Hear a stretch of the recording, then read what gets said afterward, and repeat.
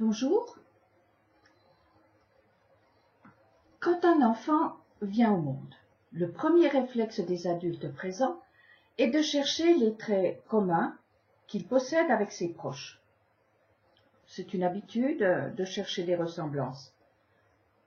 Et quelque part, ça doit sûrement nous rassurer. Les traits physiques ne tirent pas trop à conséquence. Là où c'est délicat, c'est lorsque la comparaison s'étend à des comportements pires, à des traits de caractère. Personnellement, j'ai toujours mal vécu cela. Aussi, je me suis efforcée de ne pas entrer dans ce jeu. Tout au moins, j'ai essayé. Il me semble que c'est déjà suffisamment compliqué pour chacun de trouver son propre chemin et qu'il n'est pas nécessaire que l'entourage ajoute des attaches artificielles et ainsi enlève une partie de ce qui nous distingue chacun et qui fait que nous sommes des êtres uniques. D'ailleurs, les expressions « tu es bien comme ton père » ou « comme ta mère » sont rarement utilisées pour faire un compliment, mais plutôt pour blesser. Vous avez certainement été témoin de ce genre de conversation. Qu'est-ce qu'il ressemble à sa cousine Germaine? C'est impressionnant, hein? Oh oui, c'est vrai. Et la conversation continue de plus belle. Et alors, la bouche parlant d'abondance du cœur, voici ce qui est dit. Tu sais, moi personnellement, cette Germaine, je ne peux pas la voir. Elle est pas assez autre chose. Alors, dites-moi, que doit penser le « il » qui ressemble tellement à Germaine et a assisté à toute la conversation? Je me suis promis de faire tout mon possible pour ne pas tomber dans ce genre d'erreur stupide. Pourtant, la volonté du Créateur a été de faire l'homme à son image et à sa ressemblance. Donc, nous sommes bien appelés à ressembler à quelqu'un. C'est écrit texto dans le livre de la Genèse. Si je comprends bien, nous sommes l'image du Créateur et nous lui ressemblerons peut-être. Le tout est d'apprendre ce que cela implique. Les maîtres des secrets enfouis dans l'hébreu nous dévoilent ce que nous pouvons comprendre. Il est intelligent d'écouter leurs cours. À chacun d'en tirer les leçons personnelles pour arriver à l'objectif du Créateur, à savoir image, il fut créé, ressemblant, il doit devenir. Ressembler n'est pas être confondu, bien au contraire. La ressemblance laisse une distance entre le modèle et celui ou celle qui tend vers lui. L'œuvre est tendue vers le modèle sans parvenir à une ressemblance totale. Tous les peintres savent que leur toile n'est jamais finie. Elle n'exprime jamais la totalité de ce qu'ils ont devant les yeux ou derrière. Ils s'obligent à y mettre un point final. Alors, sur une autre toile, ils continueront leur marche vers la perfection de la forme ou de la couleur. Le point final que Elohim, le créateur de tout ce qui existe, a mis à son œuvre inachevée, serait-ce le Shabbat, un jour sans soir. En fait, le Shabbat est le premier jour que Adam devait vivre simplement en tête-à-tête avec le Créateur. C'est alors que l'homme, avec l'aide du serpent, a voulu continuer l'œuvre par des gribouillis d'enfants qui se prenaient pour des grands. Le 7e jour est comme un point infini, en guise de point final, pour bien signifier une tension vers un objectif impossible à atteindre définitivement. Adam également est comme ce point infini, dans le sens inachevé. Sa perfection sera atteinte lorsqu'il ressemblera à son Créateur. Ressembler au Créateur est un désir puissant. C'est le canal par lequel chacun peut recevoir les forces de s'élever au-dessus de sa nature animale. Vouloir lui ressembler est inscrit dans nos gènes. C'est sur ce bouton que le serpent a appuyé en disant « Tu seras comme Dieu si tu assouvis ton désir en mangeant ce que tu désires. » Or, chacun sait qu'un désir assouvi en appelle un autre, et ceci sans fin, car l'objectif caché n'est pas l'assouvissement, mais le désir. Et là, il s'agit du désir de la rencontre entre la créature et le modèle qui est divin. Oui, mais voilà, ce désir de ressembler à nous joue des tours. Par impatience, nous choisissons des modèles à portée de main. Le marché en est saturé avec des « regarde-moi comme je suis beau, belle, riche, fort, malin, savant, spirituel.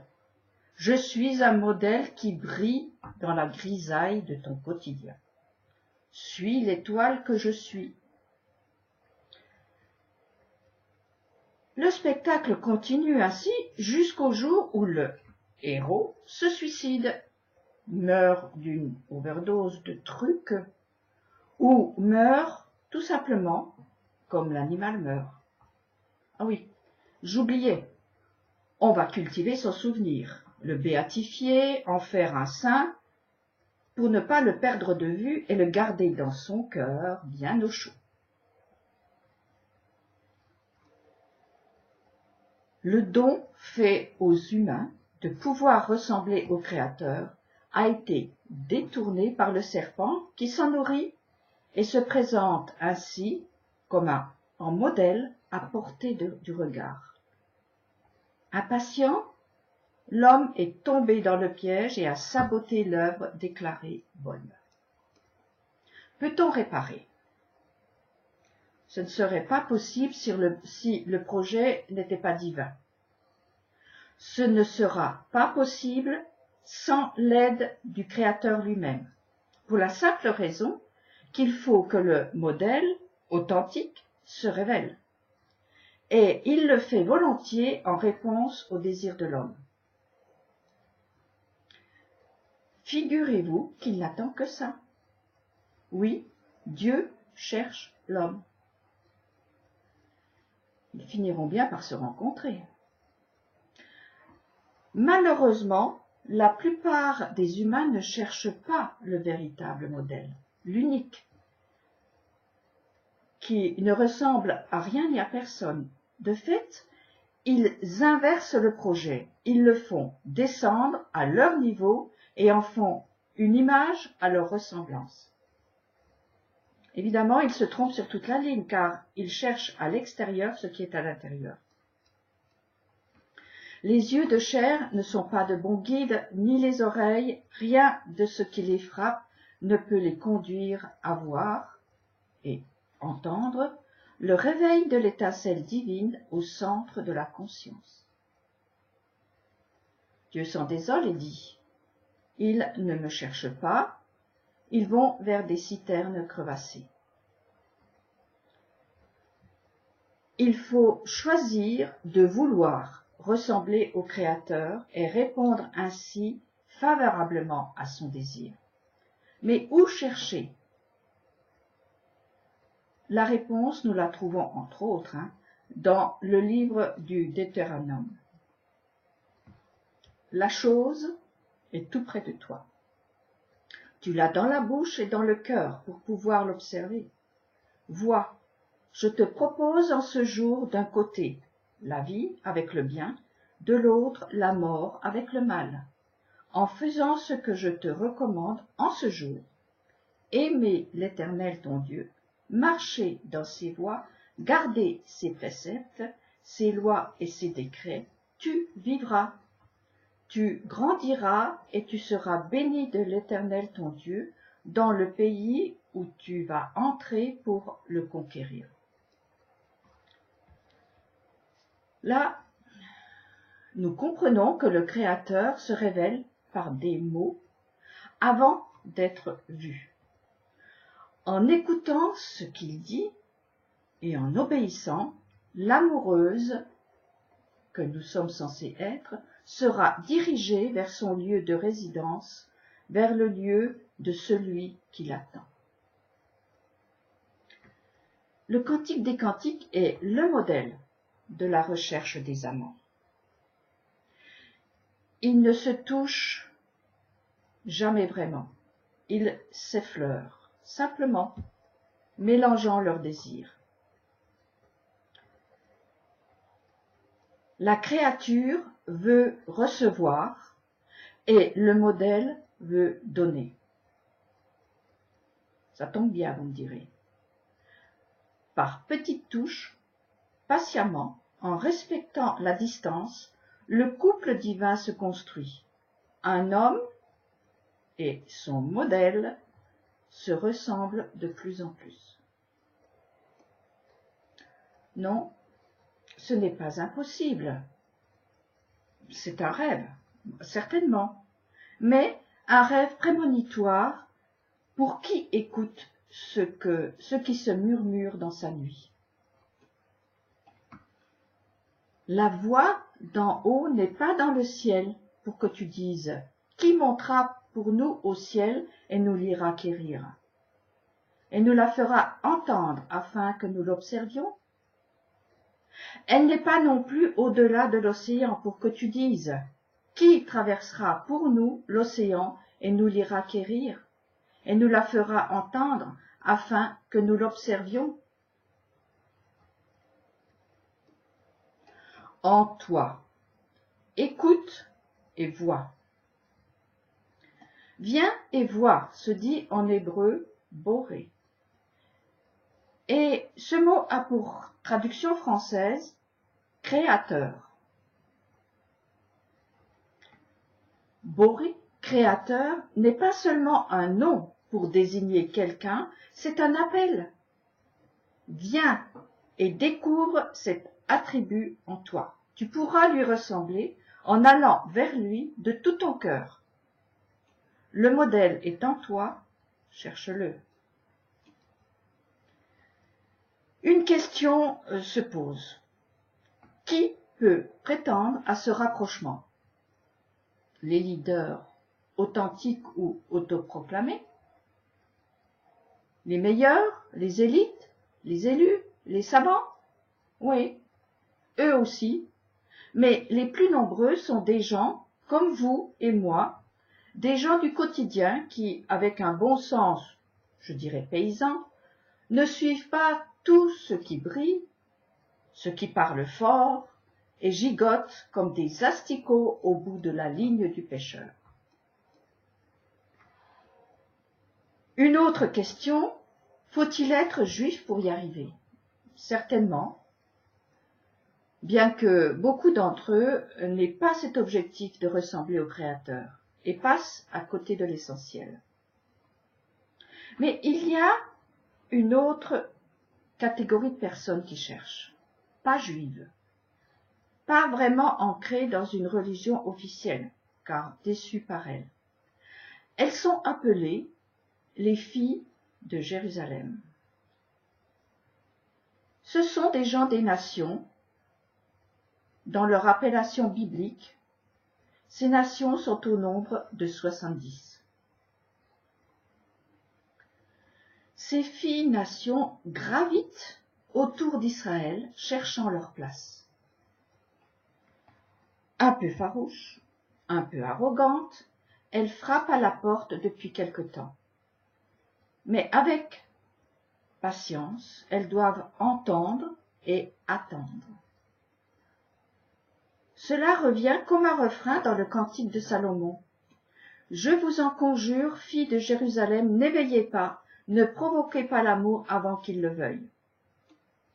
Sage conseil, pour éviter de réitérer l'erreur commise par Adam et Ève, celle d'être impatients, de ne pas attendre la fin du 7e jour. Adam et Ève se sont crus arrivés, finis. Le serpent leur a présenté une œuvre au sommet de sa réalisation et s'est permis de mettre les pattes sur la peinture pas sèche.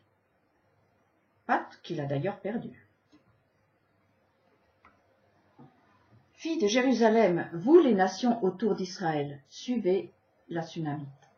Regardez les danses des amoureux, écoutez leurs accents de joie et l'amour s'éveillera tout seul, au temps propice parce que vous aurez montré votre désir d'entrer dans la danse, mais surtout, je vous en conjure, n'éveillez pas l'amour avant qu'il le veuille. Il se réveillera, le héros de vos cœurs, si vous avez la modestie de l'attendre à la porte. Si vous vous précipitez, tout sera gâché. Ne soyez pas comme des éléphants dans un magasin de porcelaine. Dieu vous cherche. Si vous le cherchez sincèrement, il se fera entendre d'une manière particulière adaptée à ceux qui reviennent de très loin. Vous savez comment j'ai appris tout cela? Je n'invente rien. J'écoute. Oui, j'écoute d'excellents maîtres qui parlent de là-bas, comme des sentinelles sur les murailles de Jérusalem, là-bas. J'écoute, puis je transcris ce que j'ai compris. Ce n'est pas la vérité, qui, elle, reste un modèle inatteignable, mais c'est le tableau que je peux peindre avec mes couleurs et mon pinceau. Je vous souhaite à tous et à toutes une excellente semaine.